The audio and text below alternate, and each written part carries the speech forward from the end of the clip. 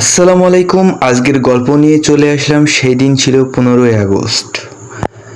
আমাদের গ্রামটা ছিল ছোট একটা গ্রাম। ছোট ছোট ছেলেপিলে আমরা ভোর থেকেই আবার গ্রামে মাঠে তিরঙ্গা পতানো উত্তোলন করতাম। চলো গল্প শুরু করা যাক। আমরা ছেলে মেয়েদের হাতে কাগজের পতাকা সব মিলিয়ে স্বাধীনতা দিবসের আনন্দেই মেতে উঠেছিলাম পুরো গ্রাম। কিন্তু আমাদের গ্রামে নদীর ধারে একবারেই শেষ প্রান্তে একটা বাড়ি ছিল সেই পতাকা উত্তোলন। কারণ কোনো বছরই সে আসে না। তখন আমি এক বড় ব্যক্তিকে জিজ্ঞেস করলাম আর বললাম যে নদীর ধারে যে একটা বাড়ি আছে সেই বাড়িটাই থেকে কোনো দিন এই পতাকা উত্তোলন করতে আসে না। তখন ওই সম্মান ব্যক্তি বলল যে কয়েক বছর না, সে আসেনি প্রায় 40 বছর ধরে 15ই আগস্ট পতাকা উত্তোলন করতে আসে না। তখন আমি জিজ্ঞেস করলাম যে কি হয়েছিল, তা সে কি জানা আছে না? তখন সম্মান ব্যক্তি বলল যে সে এক অদ্ভুত কাহিনী। চলো অদ্ভুত ব্যাপারটা তোমাদেরকে একটু বলি। অদ্ভুত ব্যাপারটা এই যে বহু বছর আগে তার একটা পতাকা উত্তোলনের সময় কি ভুল করেছে। সেও একটা খারাপ কথা পতাকা উত্তোলন সময় বলেছিল, তাই তাকে পতাকা উত্তোলনের সময় কেউ ডাকেও না আর সে আসেও না। তারপর আমি বললাম তাকে তো বোঝাতে হবে। তখন আমি সবাইকে উদ্দেশ্য করে বললাম যে ওনার বাড়িতে সবাইকে যেতে হবে, সবাই মিলে তাকে বোঝাবো, তাকে নিয়ে আমরা চেষ্টা করব সবাই মিলে। তখন আমরা কথায় কেউ সাড়া দিচ্ছে না, কেউ জবাবও মনে হচ্ছে না।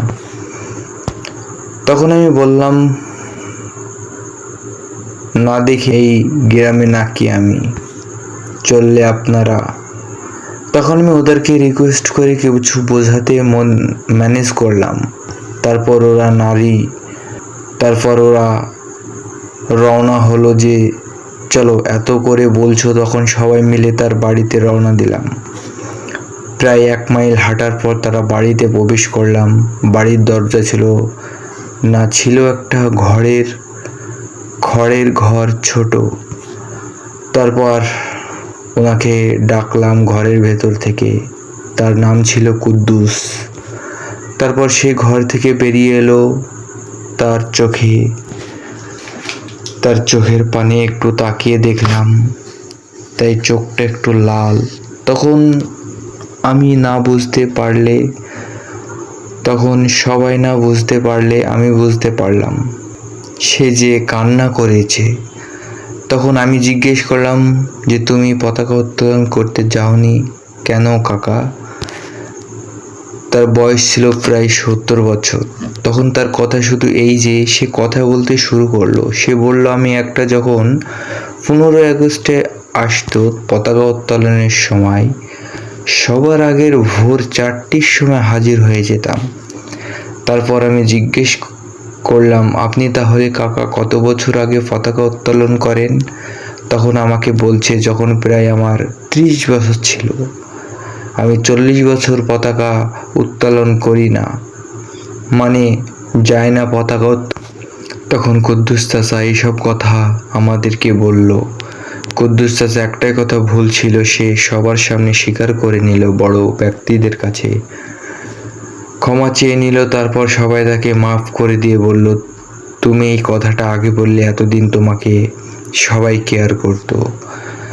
তারপর কুদ্দুস চাচাকে নিয়ে রওনা দিলাম যেখানে মোড়ে পতাকা উত্তোলন, সেখানে তারপর চলে আসলাম পতাকা উত্তোলনের কাজে। সেই সবাই মিলে আবারও হাসি মুখে সবাই মিলে পতাকা উত্তোলন করতে শুরু করি। আল্লাহ হাফেজ। গল্পটি কেমন লাগলো একটু কমেন্টে বলবেন। আবারও কোনো নেক্সট ভিডিওতে দেখা হচ্ছে।